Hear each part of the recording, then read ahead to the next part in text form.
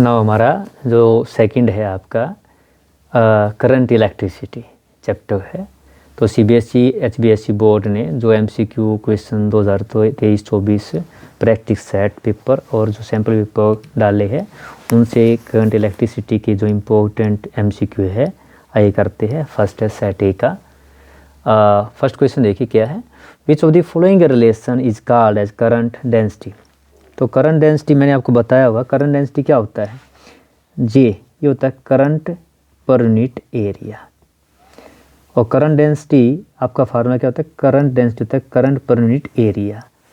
तो ये आपकी एक वेक्टर क्वांटिटी फॉर्म दिखाते हैं। और आई का मैंने रिलेशन बताया भी था, आई का याद भी रखिए, A N E V D होता है area, number of electron density, charge on electron, drift velocity. अगर इसको मान लो ए से भाग कर दे तो ये क्या होगा, आपका ए से कट जाएगा। तो करंट डेंसिटी कई बार ये भी पूछ लिया जाता है जे का, तो जे क्या होता है, ड्रिफ्ट वेलोसिटी की फॉर्म में होता है एन ई वी डी, लेकिन इसकी ज़रूरत नहीं है। हमारा यहाँ पे आंसर कौन सा होगा, करंट पर यूनिट एरिया। तो राइट आंसर क्या हो गया आपका ए, ये हो गया आपका राइट आंसर। नेक्स्ट है, by mistake A volt meter is connected in series and ammeter is connected parallel with a resistance in electrical circuit. What will happen to instrument? तो ऑप्शन क्या, वोल्ट मीटर डैमेज्ड होगा, ammeter damage होगा, both damaged होंगे या none is damaged होगा। तो हमारा answer क्या होगा, नन इज डैमेज, कोई डैमेज नहीं होगा। अब रीजन क्या है, क्योंकि आपको पता है जो वोल्ट मीटर होता है, वोल्ट मीटर ये हाई रेजिस्टेंस डिवाइस है। क्या है, एक हाई रेजिस्टेंस डिवाइस है। और जब ये हाई रेजिस्टेंस डिवाइस यानी कि हाई रेजिस्टेंस जो है आपका सीरीज में जुड़ेगा, मैन हाई रेजिस्टेंस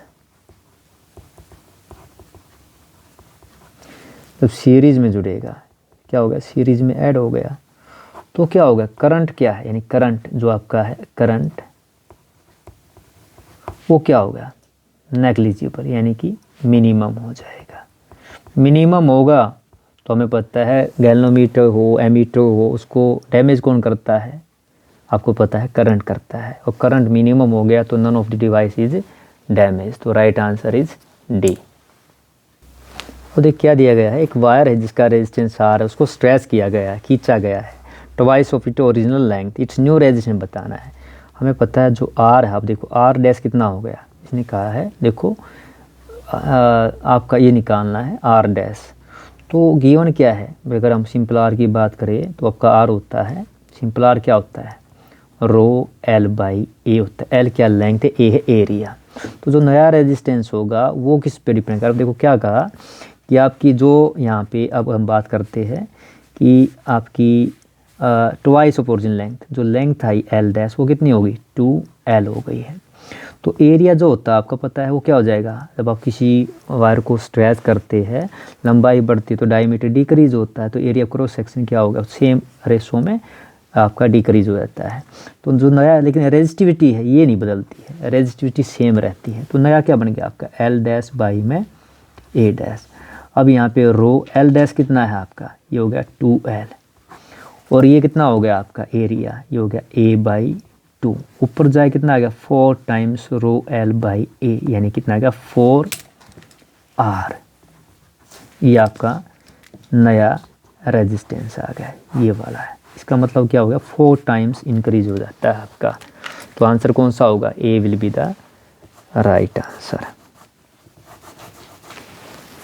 तो ये आपका हो गया A will be the right answer. Next question देखिए, फोर्थ है, the Kirchhoff first rule at a junction is an electrical network deals with conservation. आपको पता है फर्स्ट रूल जो आपका जिसे हम जंक्शन रूल कहते हैं, इसके अंदर क्या होता है, जितना इनपुट चार्ज है ये क्या कहता है, एल्जेब्रिक करंट बताया भी था, एल्जेब्रिक करंट कह लीजिए, एल्जेब्रिक चार्ज कह लीजिए, मीटिंग एट ए जंक्शन क्या होता है, 0 होता है। इसका मतलब क्या, जितना इनपुट चार्ज आया है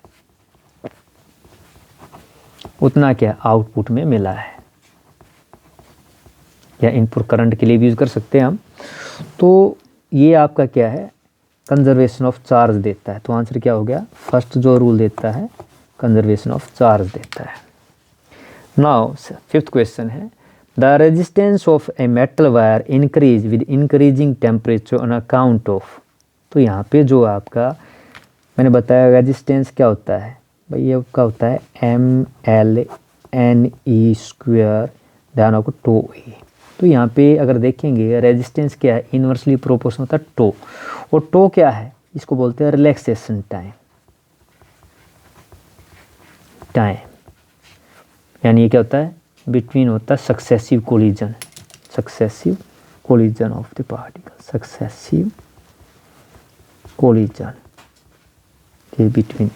अब यहाँ पे अगर आप देखेंगे तो हमारा जो क्वेश्चन है यहाँ पे आप देखेंगे तो कौन सा होगा आपका आंसर भाई, आपका जब ये दिया गया मेटल के लिए टेम्परेचर इंक्रीजिंग होने अकाउंट, मेटल वायर के लिए, तो मेटल वायर का क्या होता है हमें पता है, जब टेम्परेचर इंक्रीज होता है तो रेजिस्टेंस इंक्रीज होता है, क्योंकि जब टेम्परेचर बढ़ता है तो पार्टिकल कोलिजन बढ़ता है, यानी कि ये जो चीज़ है रिलैक्सेशन टाइम ये डिक्रीज हो जाता है। टो क्या होता है, डिक्रीज होता है, यानी ये घटता है, जल्दी जल्दी कोलिजन होते हैं, डिक्रीजेस। तो रेजिस्टेंस क्या होता है इसमें, इंक्रीज होता है, क्योंकि दिया भी यही है। तो हमारा आंसर क्या आएगा, इसका आंसर क्या आएगा आपका फिफ्थ का B, decrease in relaxation time. Now next question है 6 पे देखिए, cell of internal resistance R connected across the external resistance R can supply maximum current man. अब हमारा मान लो ये आपका कोई सेल है, ठीक है, इसका इंटरनल रेजिस्टेंस जो है स्मॉल आर है, ये हर सेल का एक इंटरनल रेजिस्टेंस स्मॉल आर है। आपने इसको क्या किया, यहाँ पे ये देखिए आपका ई हो गया EMF, यानी सेल की हो गई है, यहाँ पे लोड रेजिस्टेंस ही हो गई आपका आर, एक्सटर्नल रेजिस्टेंस हो गया है, ये आपका क्या है आर है। तो हमें पता है इसके अंदर करंट फ्लो करेगा, इधर ये आपका आई, तो आई मैक्सिमम जो होगा, आई क्या होगा फार्मूला, ये हो गया E में आर एक्सटर्नल इंटरनल, ये होता है। अब आई मैक्सिमम कब होगा, अगर मान लो आपका जो इंटर रेजिस्टेंस तो सेल का है ही, अगर ये एक्सटर्नल जीरो हो जाए, अगर मान लो क्या हो जाए E में आर, इफ आर जो है एक्सटर्नल रेजिस्टेंस कितना हो जाए, जीरो हो जाए, तो करंट क्या आपको पता है मैक्सिमम होगा। तो इस केस के अंदर क्या हमारा आंसर क्या होना चाहिए, D will be the right answer. लेकिन अगर आपको ये ऑप्शन ना दिया गया, याद रखिएगा, अगर आपको ये ऑप्शन ना दिया गया हो तो आपका आंसर कौन सा आएगा, ये आएगा। इफ़ मान लो ये ऑप्शन ना दिया गया हो तो हमारा ऑप्शन कौन सा आएगा, if R not zero not given then A will be the answer, A will be the answer, ठीक है। नाउ नेक्स्ट क्वेश्चन आपका 7 देखिए, in a circuit in a current carrying conductor the ratio of electric field and current density at a point is called, क्या कहते हैं। तो देखिए हमें पता है, यहाँ देखो current carrying conductor, ratio of electric field, तो रेशियो ऑफ इलेक्ट्रिक फील्ड यानी ये हो गया E, बट ये में करंट डेंसिटी J। आपको ये बताना है क्या कहते हैं इसको, तो मुश्किल नहीं है, हमें पता है। देखो हमने एक रिलेशन बताया था आपको, जो आपका J होता है ये होता है सिग्मा E होता है, एक रिलेशन थी, इसको माइक्रोस्कोपिक ओम फॉर्म भी बोलते हैं। तो आपका यहाँ से हम देखा तो आपका जो देखो क्या दिया गया है E/J, तो ये क्या हो गया सिग्मा, और सिग्मा क्या कंडक्टिविटी है, ये क्या होता है, ये जो सिग्मा होता है ये होता है 1/ρ, रो क्या है रेजिस्टिविटी होती है। तो अगर आप देखेंगे यहाँ पे दिखा ना, in a current carrying conductor ratio of electric field and current density at a point is resistivity, conductivity, resistance, mobility. आपको बताना ऑप्शन क्या होगा हमारा। तो यहाँ पे देखिए थोड़ा उल्टा लिख दिया है, हमें ये निकालना, तो कितना हो गया, ये आपका हो गया, तो इसको मैं ढक देता हूँ यहाँ पे, ये वाला। तो अगर आप देखेंगे तो यहाँ पे कितना हो गया E/J, यानी ये इधर आया तो कितना हो गया 1/σ, और 1/σ क्या होता है आपका जो E/J कितना है, इसको बोलते हैं रेजिस्टिविटी, रेजिस्टिविटी। ये जो हमारा रेजिस्टिविटी होता है, रेजिस्टिविटी वी टी। रो क्या होता है 1/σ, यानी कि हमारा कंडक्टिविटी होता है। तो हमारा आंसर क्या हो गया रेजिस्टिविटी। तो ये आपका यहाँ से जो हमने रेस यूज किया है, तो आपका आंसर क्या होगा इसका, यहाँ पे आपका आंसर आ गया ए, रेजिस्टिविटी कहते हैं इसको, यानी कनेक्टिविटी का उल्टा रेजिस्टिविटी। अब अगला क्वेश्चन देखिए, 8th क्वेश्चन है, the resistance of conductor doesn't depends upon.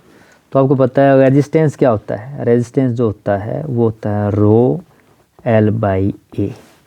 तो लेंथ ऑफ कंडक्टर पे डिपेंड करता है। नेचर ऑफ मटेरियल क्या होती है, जो रेजिस्टिविटी होती है, रेजिस्टिविटी, ये क्या आपका रेजिस्टिविटी जो होती है, नेचर ऑफ मटेरियल जो होती है रेजिस्टिविटी, इस पर डिपेंड करता है। रेडियस क्योंकि एरिया पे डिपेंड करता है, यानी क्या होगा, ये होगा ए, ये क्या हो गया आपका एल।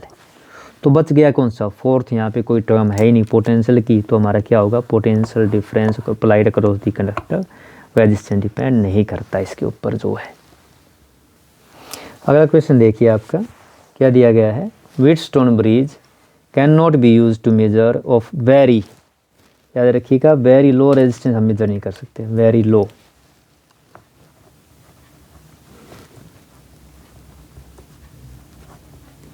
रेजिस्टेंस के लिए हम इसको यूज़ नहीं कर सकते। तो हमारा आंसर क्या आएगा, ये आंसर आएगा सेकंड वाला,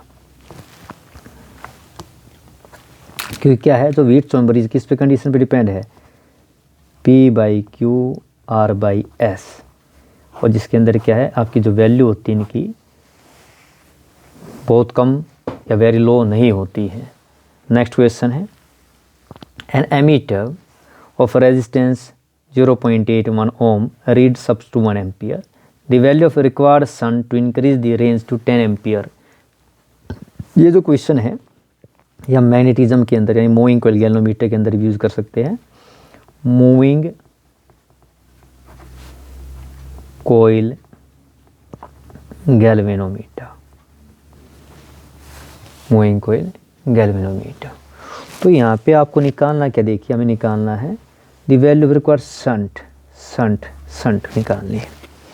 तो यहाँ पे अगर आप निकालेंगे तो देखिए क्या क्या दिया गया है, आपको निकालना है, इसको ज़्यादा मुश्किल नहीं है, अगर ध्यान से देखो आपको क्या क्या दिया गया है।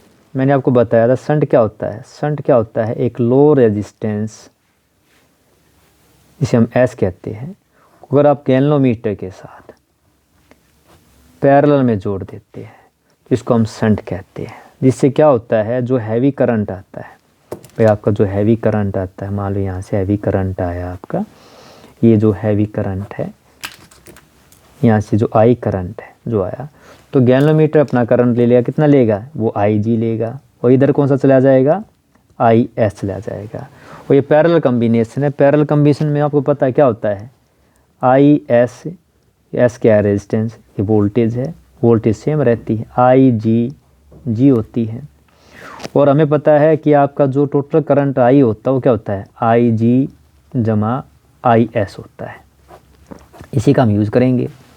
तो यहाँ पे अगर आप देखेंगे तो आपका जो ये जो मैं लगाया है आपका, हमें क्या चाहिए, S निकालना, तो S निकालना है, यहाँ से अगर मैं निकालूँ यहाँ से तो कितना हो गया आपका, ये हो गया IG बटे में कितना आ गया IS, और इसको क्या लिख सकता हूँ, IG घटा दूँ यहाँ से IS की, क्योंकि IG हमें गिवन, I घटा IG, ये आपका फार्मूला बन गया है, यानी इसका आपको यूज़ करना है इस फार्मूले का।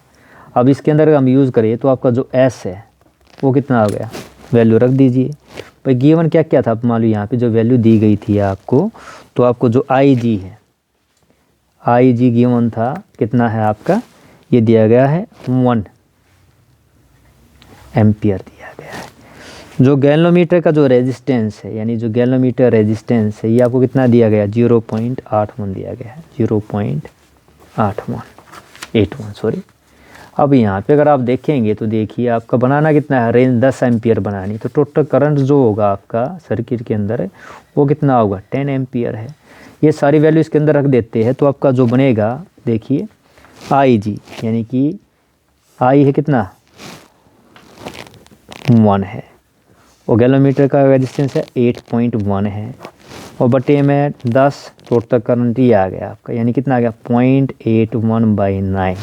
करेंगे आप इसको क्या, नो नेम 81, यानी इतना ओम आ गया आपका।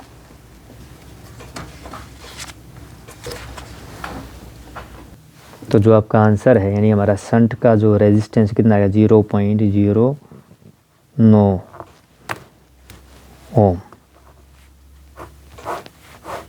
तो राइट आंसर क्या है आपका, B will be the right answer. इसको हाईलाइट कर देते हैं, ये आपका आ गया इसका रेजिस्टेंस।